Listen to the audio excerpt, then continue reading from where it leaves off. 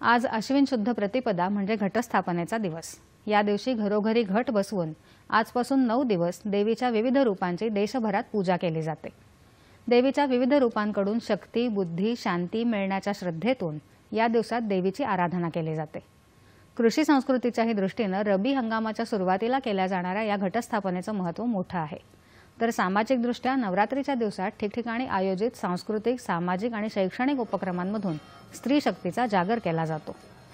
नवरात्रीच्या पहिल्या दिवशी आज माता दुर्गेचं शैलपुत्री हे रूप असून त्याची पूजा केली जाते।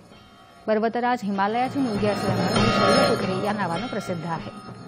देशभरात सर्वत्र नवरात्रीचा उत्साह दिसून येत आहे। मंदिरांमध्ये आकर्षक अशी विद्युत रोषणाई करण्यात आली असून विविध फुलांची आरास त्याची शोभा वाढवत आहे।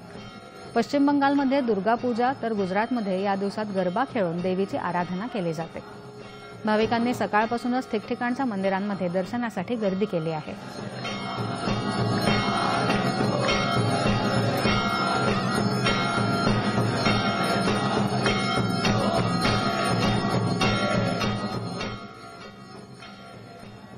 महाराष्ट्रात कोल्हापूर, तुळजापूर, माहूर आणि वणी या 3.5 शक्तिपीठांच्या ठिकाणी शारदीय नवरात्राला उत्साहात प्रारंभ झाला आहे।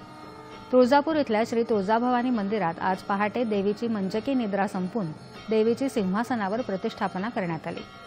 दुपारी 12च्या सुमाराला तुळजाभवानी मंदिर समितीचे अध्यक्ष तसंच धाराशिवचे जिल्हाधिकारी डॉ. सचिन ओंबासे यांच्या हस्ते विधिवत घटस्थापना होणार आहे। या नवरात्रोत्सवात विविध अलंकार महापूजा मांडण्यात येणार असून त्यानिमित्ताने विविध धार्मिक कार्यक्रमांचे आयोजन करण्यात आले आहे। पंतप्रधान नरेंद्र मोदी यांनी सर्व देशवासियांना नवरात्रीच्या शुभेच्छा दिल्या आहेत। नवरात्रीच्या पहिल्या दिवशी शैलपुत्रीची प्रार्थना त्यांनी केली आहे।